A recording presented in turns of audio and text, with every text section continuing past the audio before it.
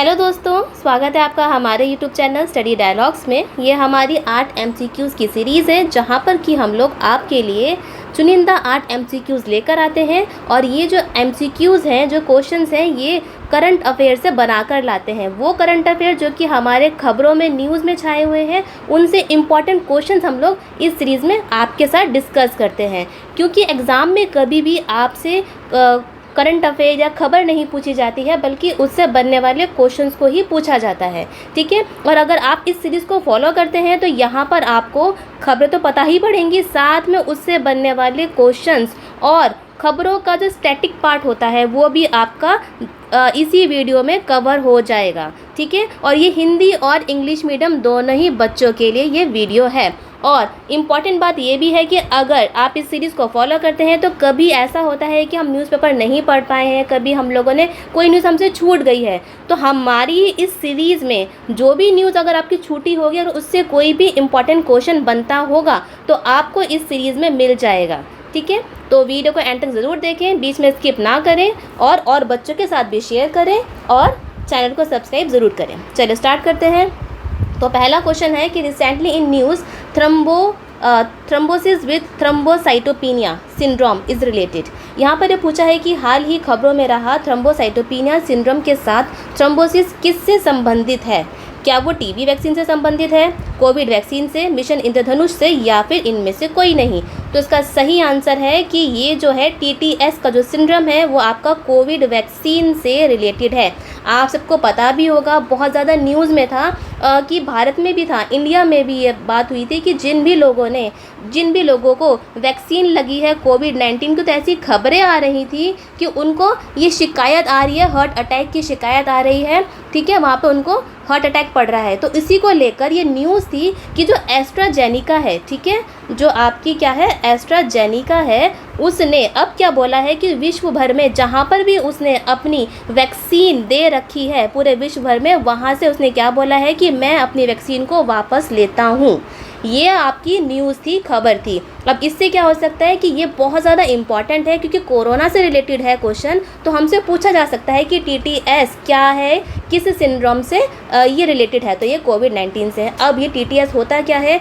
TTS एक ऐसा तरीके का सिंड्रोम है जहाँ पर कि क्या होता है, ये शिकायत आती है कि जो हमारे खून है ना, जो खून है उसका क्लॉट बन जाता है, मतलब खून के थक्के जमने लग जाते हैं। ठीक है। और साथ में क्या होता है कि जो हमारे शरीर में, हमारे जो बॉडी है उसके अंदर प्लेटलेट्स भी डाउन हो जाती हैं। ये दोनों की दोनों कंडीशन एक साथ हो जाती हैं और इतनी खतरनाक हो जाती है कंडीशन कि आपको हार्ट अटैक आ जाता है मरीज को। ठीक है। तो इसको लेके ये खबरों में था और वो हार्ट अटैक आ जाता है। और ऐसा नहीं कि ब्लड क्लॉट कहाँ जमेगा, जो ब्लड क्लॉट है आपका या तो ब्रेन में जम सकता है, ठीक है, या आपकी एब्डोमेन में, मतलब कि एब्डोमेन में जम सकता है। तो ये बहुत ज़्यादा खतरनाक है, बहुत ज़्यादा न्यूज़ में था, तो आपसे क्वेश्चन पूछा जा सकता है। साथ में क्या है, इसके सिम्टम क्या होते हैं कि अगर किसी को TTS की शिकायत हो गई है वैक्सीन के बाद, तो उसके सिम्टम क्या है कि सिम्टम है कि बहुत तेज़ आपको जो है वो सर में दर्द होगा।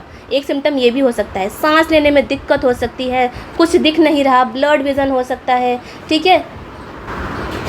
या फिर लेग स्वेलिंग आती है, चेस्ट पेन होता है। तो ये सारे सिम्टम्स हैं, लेकिन आपको घबराने की बात नहीं है। इसके अंदर ऐसा कुछ नहीं है कि जिसने वैक्सीन ले ली है वो सारे के सारे मर जाएंगे, ऐसा बिल्कुल भी नहीं है। ऐसा नहीं है। इसमें ऐसा है कि कुछ लोगों को एस्ट्राजेनिका ने ये बोला था कि जब हमने वैक्सीन दी थी ना लोगों को, तो उस समय कुछ ऐसे सिम्टम्स आए थे। तो एस्ट्राजेनिका बोल रहे हैं कि नहीं, कुछ लोगों को हो सकता है ऐसा, लेकिन हमारा ये दावा है कि हमारी वैक्सीन ख़राब नहीं है। ये बोला एस्ट्राजेनिका ने कि हमें घबराने की ज़रूरत बिल्कुल भी नहीं है, कोई ना घबराए, ऐसा कुछ भी नहीं है।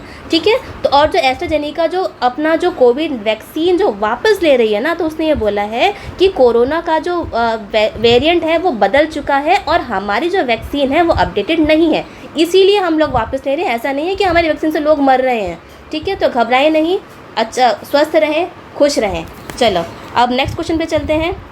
उससे पहले आपको ये बता दूं, जो बच्चे हमारे चैनल पर नए हैं तो उनके लिए हमारे चैनल पर बहुत सारी सीरीज़ चला रखी हैं। तो पहली सीरीज़ जो है, वही सीरीज़ जो आपको मैं पढ़ा रही हूँ कि जीएस एमसीक्यूज़ की, जहाँ पर कि 8 एमसीक्यूज़ को डिस्कस करा जाता है, वही एमसीक्यूज़ हैं जो कि खबरों से बनाए जाते हैं। अब नेक्स्ट सीरीज़ है हमारी पॉलिटी की। पॉलिटी में हम लोग मतलब कि राज्य व्यवस्था में हम लोग क्या करते हैं कि 10 क्वेश्चन को डिस्कस करते हैं, बहुत अच्छे से डिस्कस करते हैं।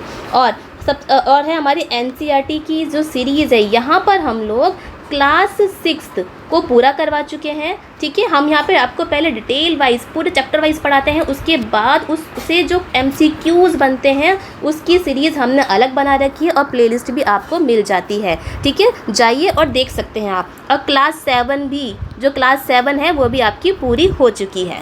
ठीक है, बस उसके एमसीक्यूज़ बचे हैं, वो भी आपके एमसीक्यूज़ आ जाएंगे कुछ दिनों में। ठीक है, और ये जो सीरीज़ है एनसीईआरटी की, एमसीक्यूज़ हो चाहे डिटेल हो, ये दोनों की दोनों सभी के लिए फ्री है, हमारे चैनल पर फ्री है। और अगर आप किसी भी इंस्टीट्यूट में या फिर कुछ जो यूट्यूब चैनल्स है वहाँ पर आपको ये जो एनसीईआरटी है उसका पैसा लिया जाता है। ठीक है, लेकिन हमारे चैनल पर ये बिल्कुल फ्री है, तो इसका फ़ायदा उठाइए, जाइए और अपने दोस्तों को भी बताइए। अब हमारी नेक्स्ट सीरीज़ है ट्रिक्स की। ट्रिक्स में क्या है कि हम लोग आपके लिए 5 एमसीक्यूज़ लेकर आते हैं, ट्रिक्स से करवाते हैं, क्योंकि ट्रिक्स से करे हुए जो भी क्वेश्चंस होते हैं ना वो आपके सही होते हैं। ठीक है, और जैसे हमने पढ़ा है ट्रिक्स से वैसे आपको भी बता देते हैं। उसके बाद है करंट अफेयर्स मंथली की। यहाँ पर हम लोग क्या करते हैं कि जो पिछले महीने में जो इम्पॉर्टेंट करंट अफेयर होते हैं उनको कंपाइल करते हैं, कंपाइल करके आपको मैगज़ीन के रूप में दे देते हैं और एक 1 लाइनर के रूप में दे देते हैं। हमारी अप्रैल की जो मैगज़ीन है वो आ चुकी है, जिसको कि हमने केवल 70 1 लाइनर में आपके लिए कंप्लीट करा है। नेक्स्ट सीरीज़ हमारी मेंस के टॉपिक्स की। जो बच्चे मेंस की तैयारी कर रहे हैं, ठीक है, जिनको शुरू से ही मेंस लेके चलना है, उनके लिए भी हम लोग रेगुलरली टॉपिक्स लेकर आते रहते हैं। ठीक है, वो भी आप जाके देख सकते हैं। और हमारी शॉर्ट वीडियोज़ की है, जहाँ पर कि हम लोग आपको एक एक कंसेप्ट लेकर अच्छे से समझा देते हैं। और अपनी कम्युनिटी में हम लोग रेगुलरली आपके लिए क्वेश्चन डालते हैं, जिससे कि आप लोग प्रैक्टिस कर सकें। जाइए और क्वेश्चंस को अटेम्प्ट करिए, जिससे कि आपका क्वेश्चन जो है एग्जाम में गलत ना हो। और ये जितनी भी सीरीज़ हैं वो सारी की सारी हिंदी और इंग्लिश मीडियम के बच्चों के लिए। तो हमारे चैनल में जाइए, देखिए, फ़ायदा उठाइए और सब्सक्राइब ज़रूर करिए। चलिए अपने वापस चलते हैं क्वेश्चन में। तो हमारा नेक्स्ट क्वेश्चन है कि which of the following are the active research station in India. एक minute, which of the following are the active research station of India in Antarctica. यहाँ पर ये पूछा है कि निम्नलिखित में से एंटार्कटिका में भारत के सक्रिय अनुसंधान केंद्र हैं कौन से हैं? क्या वो दक्षिण गंगोत्री मैत्री भारती है, क्या वो मैत्री और भारती है, क्या वो दक्षिण गंगोत्री मैत्री है, या फिर वो भारती इंड आर्क मैत्री है? अब सबसे इम्पॉर्टेंट बात ये है कि यहाँ पर आप के साथ शब्दों के साथ खेला गया है। यहाँ पर पूछा है सक्रिय मतलब एक्टिव, जो चल रहे हैं। तो इसका सही आंसर है मैत्री और भारती। अगर आपसे ये पूछा जाता कि एंटार्कटिका में भारत ने कितने रिसर्च स्टेशन बनाए, तो इसका आंसर होता है गंगोत्री, मैत्री और भारती। ठीक है, दक्षिण गंगोत्री, मैत्री और भारती। लेकिन यहाँ पर सक्रिय पूछा है, एक्टिव है, जो कि अभी काम कर रहे हैं, तो मैत्री और भारती है। अब इसमें न्यूज़ क्या थी? इसमें न्यूज़ ये थी कि भारत ने क्या बोला है कि भारत जो है, इंडिया जो है, वो एंटार्कटिका में एक और नया रिसर्च स्टेशन बनाने वाला है। ठीक है, तो ये खबर थी जो कि हमारे लिए बहुत ज़्यादा इम्पॉर्टेंट है। ठीक है, तो यहाँ से एक चीज़ और बनती है कि जो दक्षिण गंगोत्री था, ये भी एक रिसर्च स्टेशन था एंटार्कटिका में। ठीक है, जिसको कि 1983 में खोला गया था। ठीक है, उसको लेकिन बाद में बंद कर दिया गया। तो अभी एक्टिव कितने हैं हमारे पास? 2 हैं। उसके बाद आपका 2 हमारे एक्टिव रिसर्च स्टेशन मिलते हैं, बनते हैं। वो कौन कौन से हो गए हमारे? वो हो गए हमारे मैत्री और भारती। अब जो मैत्री है, ठीक है, जो मैत्री है उसको खोला गया था 1989 में, और जो भारती है उसको खोला गया था 2012 में। अब एंटार्कटिका कहाँ है? एंटार्कटिका जो महाद्वीप है वो आपके, अच्छा ये ग्लोब है हमारा, इंडिया धरती है, तो यहाँ पर पड़ता है। ठीक है, एक पूरा महाद्वीप है ये। ठीक है, पूरा बर्फ़ से ढका हुआ है। तो यहाँ पर क्या करते हैं, जो देश के अलग अलग देशों के कंट्री के लोग होते हैं वो रिसर्च करने यहाँ पर आते हैं। और रिसर्च क्या करते हैं? रिसर्च से पता लगाते हैं कितनी बर्फ़ पिघल रही है, क्या एनवायरनमेंट में चेंज हो रहे हैं, इससे हमारे पूरे विश्व को क्या खतरा है और क्या हमारे लिए अच्छाई है। तो ये क्वेश्चन था और ये हमारी खबर थी। चलिए नेक्स्ट क्वेश्चन पे चलते हैं।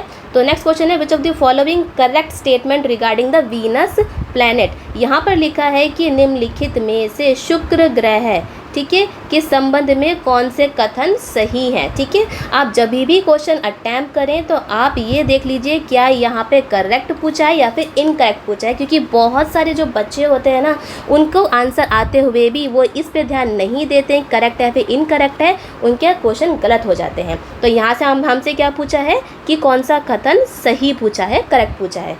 अब किसके बारे में पूछा है, वीनस के बारे में। तो पहला, it does not have a moon, ठीक है, क्या इसका अपना खुद का चंद्रमा नहीं है। इसको अक्सर क्या बोलते हैं, पृथ्वी की जुड़वा बहन कहा जाता है, अर्थ ट्विंस कहा जाता है, और ये अपनी धुरी पर 243 डेज़ में चक्कर लगाता है, मतलब अपने एक्सिस पर ये 243 डेज़ में घूम जाता है। इनमें से कौन सी जो स्टेटमेंट है वो सही है, तो ये सारी की सारी स्टेटमेंट जो है वो सही है। हाँ, जो वीनस है, जो आपका शुक्र ग्रह है, उस पर कोई भी चंद्रमा नहीं है, उसका कोई मून नहीं है, इसको पृथ्वी की जुड़वा बहन कहा जाता है, और वो अपनी धुरी पर 243 डेज़ में घूम जाती है। अब यहाँ पर क्या था कि ये भी खबर थी, ये खबर में ये बोला गया है कि जो हमारे यूएस के जो साइंटिस्ट हैं ना, मतलब जो अमेरिका के साइंटिस्ट हैं, उनको अध्ययन से ये पता पड़ा है कि उनको रिसर्च से पता पड़ा है कि जो वीनस है, ठीक है, जो वीनस है, जो शुक्र ग्रह है, उस पे पानी की जो कमी है, मतलब पानी जो एब्सेंट है, जो पानी नहीं है,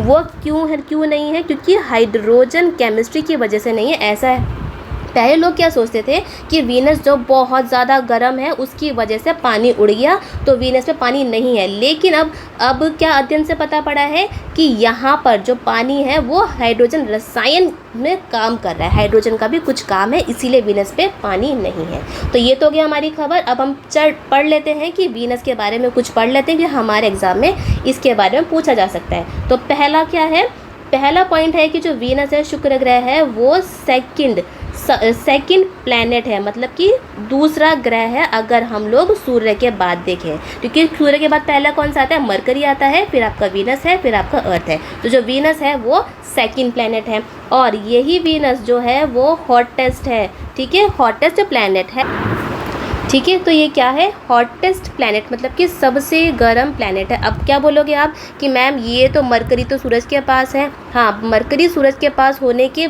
बावजूद भी जो वीनस है, शुक्र ग्रह है, वही सबसे गर्म प्लैनेट है, ठीक है, सबसे गर्म क्या बोलेंगे, प्लैनेट मतलब कि ग्रह है। और ये भी बात बिल्कुल सही है कि इसको अर्थ की जो है वो ट्विंस कहा जाता है। क्यों कहा जाता है, क्योंकि अगर उसके साइज़ के रूप में अगर हम देखें, ठीक है, और उसके मास में देखें, उसके वजन में देखें, उसके डेंसिटी में देखें हम लोग, ठीक है, डेंसिटी का कंपोजिशन देखें या फिर ग्रेविटी को अगर हम देखें, तो वो सारी की लगभग हमारी धरती से मिलती जुलती ही हैं।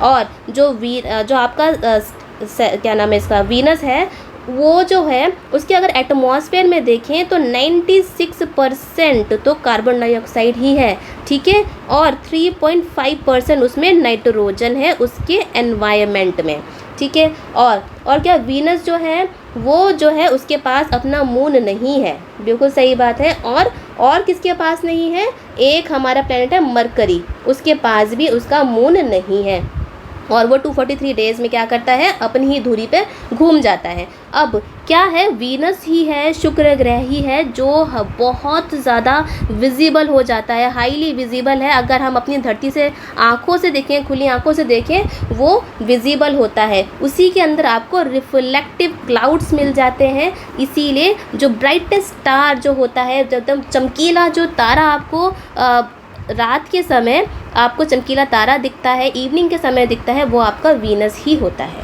ठीक है। तो वीनस के बारे में कुछ फैक्ट्स थे, हमने समझ लिए। चलो नेक्स्ट क्वेश्चन पे चलते हैं। नेक्स्ट क्वेश्चन है हमारा, which one of the following country share the longest coast line along the Black C.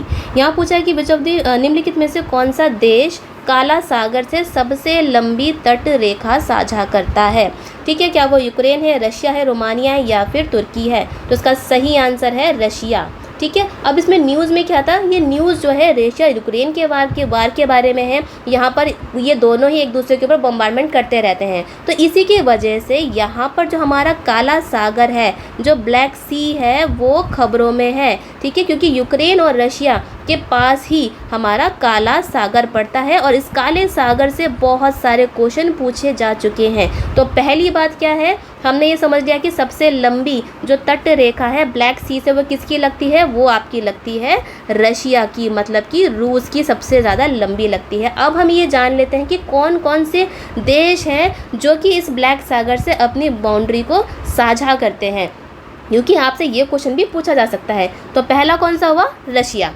Russia ने अपनी बाउंड्री लगाई। उसके बाद यूक्रेन, ठीक है, जो यूक्रेन है उसकी भी बाउंड्री यहाँ पर लगती है। फिर आपका आता है रोमानिया, ठीक है, रोमानिया की बाउंड्री लगती है। यहाँ से अगर हम देखें तो यहाँ से लगती है बल्गेरिया, ठीक है, बल्गेरिया की बाउंड्री लगती है, ठीक है। और यहाँ से देखिए तो यहाँ से आपका पड़ता है जॉर्जिया और यहाँ पर आपका पड़ेगा तुर्की, मतलब कि टर्की। तो यहाँ पर ये काला सागर हो गया। तो काले सागर में रशिया, जॉर्जिया, तुर्की, बल्गेरिया, रोमानिया और यूक्रेन, इन सब ये सारे के सारे जो हमारे पूरे विश्व में जो ये कंट्री हैं वो ब्लैक सागर से अपनी बाउंड्री साझा करती हैं। इसको अपनी कॉपी में इसको नोट कर लीजिए, बहुत ज़्यादा इम्पॉर्टेंट है। और एक और है, एक छोटा सा क्रीमिया। वैसे क्रीमिया तो ये झगड़े का मुद्दा ही है, क्रीमिया, ठीक है। अपनी कॉपी में इसको नोट कर लीजिए, बहुत ज़्यादा इम्पॉर्टेंट है। और अपनी एटलस में भी इसको देख लीजिए, क्योंकि पढ़ते पढ़ते जो आप एटलस में देखते हैं आपकी आंखों में भर जाता है, उसको आप कभी नहीं भूलते हैं। तो इसका फ़ायदा उठाइए, एटलस उठाइए और उसको देखिए। चलिए नेक्स्ट क्वेश्चन पे चलते हैं।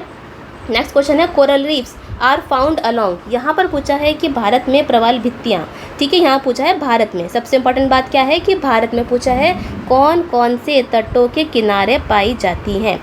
क्या वो गोवा कोस्ट या फिर केरला के तट पे पाई जाती हैं, मन्नार की खाड़ी, कच्छ की खाड़ी, गल्फ ऑफ मन्नार या गल्फ ऑफ कच्छ में पाई जाती है, लक्षद्वीप आइलैंड और अंडमान निकोबार में पाई जाती है, या इन सभी में पाई जाती है। तो इसका सही आंसर है ऑल ऑफ द अबव, कि जो आपकी प्रवाल भित्तियाँ होती हैं, ठीक है, जो कोरल रीफ्स हैं, ठीक है, जो कोरल रीफ्स हैं वो इंडिया में इस जगह पाई जाती हैं। बहुत बार ये क्वेश्चन पूछा गया है। तो यहाँ पर क्या आएगा, आपका गोवा का कोस्ट आ गया, ठीक है। यहाँ पर हो गया केरला का, ये केरला का हो गया। गल्फ ऑफ मन्नार हो गया, गल्फ ऑफ मन्नार यहाँ पर हमने देखा यहाँ पर पाया जाएगा, यहाँ पर गल्फ ऑफ कच्छ में पाया जाएगा, लक्षद्वीप में पाया जाएगा, और अंडमान गल्फ ऑफ मन्नार यहाँ पर हो गया, ठीक है।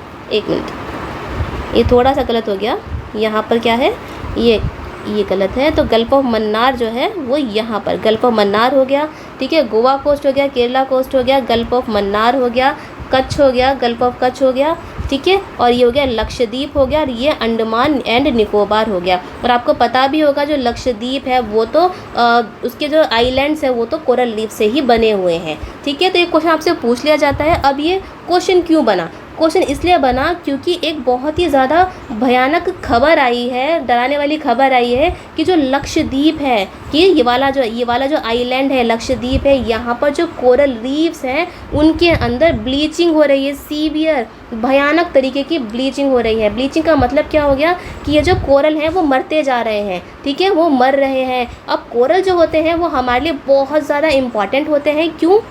क्योंकि जब भी बड़ी बड़ी जो समुद्री लहरें आती हैं ना, तो ये जो कोरल्स हैं वो उनको रोक लेते हैं, ठीक है। तो उससे क्या पता पड़ रहा है कि वो सारे के सारे कोरल्स मर रहे हैं। तो यहाँ पर हम बोल सकते हैं कि जो हमारा समुद्र है, ओशन है, उसका जो टेम्परेचर है वो बढ़ रहा है। साथ में जो समुद्र में जो सैंड है, ठीक है, जो सैंड होती है, जो मिट्टी होती है वो बढ़ रही है। ये बोल सकते हैं पॉल्यूशन का लेवल बढ़ रहा है। तो ऐसे बहुत से फैक्टर्स होते हैं जो कि कोरल रीफ्स की, मतलब कि प्रवाल भित्तियों की जो ब्लीचिंग होती है उसमें काम करते हैं। ब्लीचिंग का मतलब क्या होगा, उनको सफ़ेद कर देते हैं। अगर हम कोरल रीफ्स के बारे में जानें तो ये एक तरीके का जो कोरल के जो पॉलिप होते हैं, ठीक है, कोरल का पॉलिप प्लस एक एल्गे होता है, ठीक है। एक एल्गा हो गया जिसको हम बोलते हैं ज़ूज़ैंथले। क्या बोलते हैं? ज़ूज़ैंथले, ठीक है, ज़ूज़ैंथले बोलते हैं। तो इन दोनों की जो सिम्बायोटिक रिलेशनशिप होती है, सिम्बायोटिक रिलेशनशिप की वजह से कोरल बनते हैं। अब इसमें क्या होता है कि ये जो पॉलिप होता है, ठीक है, ये जो पॉलिप है ये क्या करता है, एक घर बनाता है अपना, ठीक है, इसमें घर बनाता है। और ये जो ज़ूज़ैंथले है वो इस घर में रहने आ जाता है। तो यहाँ पर हमने क्या देखा, यहाँ पर हमने देखा कि इन दोनों ने एक सिम्बायोटिक रिलेशन बना लिया कि जो पॉलिप है उसने घर दिया और जो जूज़ैंथले है उसने इस पॉलिप को छोटे से कीड़े को, जो समुद्री कीड़ा है बहुत छोटा सा, उसको खाना दिया। तो यहाँ से एक तरीका सिम्बायोटिक रिलेशन हो गया। तो यहाँ पर हम लोग जो आपका पॉलिप है उसको क्या बोलेंगे, मकान मालिक बोल सकते हैं, और जो जूज़ैंथले है उसको किराएदार बोल सकते हैं। क्यों? क्योंकि जो पॉलिप है वो मकान दे रहा है, उसके सर पे छत दे रहा है, और जो जूज़ैंथले है वो उसके बदले में पैसा नहीं दे रहा, बल्कि उसके बदले में क्या दे रहा है, खाना दे रहा है पॉलिप को। ठीक है, तो यहाँ पे हमने इसके सिम्बायोटिक रिलेशनशिप को बहुत ही ईजी तरीके से और अपनी आम भाषा में भी समझ लिया। अगर आपसे क्वेश्चन पूछा जाता है तो इससे बहुत सारे क्वेश्चन आपको मैंने करवा दिए हैं, आप जाके सही कर आना। चलिए अब नेक्स्ट क्वेश्चन पे चलते हैं। तो नेक्स्ट क्वेश्चन है आपका कि recently in news MQ-9B Predator is related to. हाल ही खबरों में रहा MQ-9B प्रेडेटर का संबंध किससे है? क्या वो तोप है, ड्रोन है, पनडुब्बी है, या फिर वो मिसाइल है? देखो ऐसे जो क्वेश्चन होते हैं ना कि MQ-9B प्रेडेटर जो हमारी इंडिया के लिए बहुत ज़्यादा इंपॉर्टेंस रखते हैं, ये अक्सर एग्ज़ाम में पूछ लिए जाते हैं और हम सोचते हैं कि ये क्या है, क्योंकि हम जब तक आइडिया नहीं होगा तो हम इसका आंसर सही नहीं कर सकते हैं। तो इसका सही आंसर है ये क्या है, ये एक ड्रोन है। ठीक है, तो खबर में क्या था कि इंडिया ने क्या करा है कि वो इंडिया ने बोला है कि वो US से MQ-9B खरीदेगा।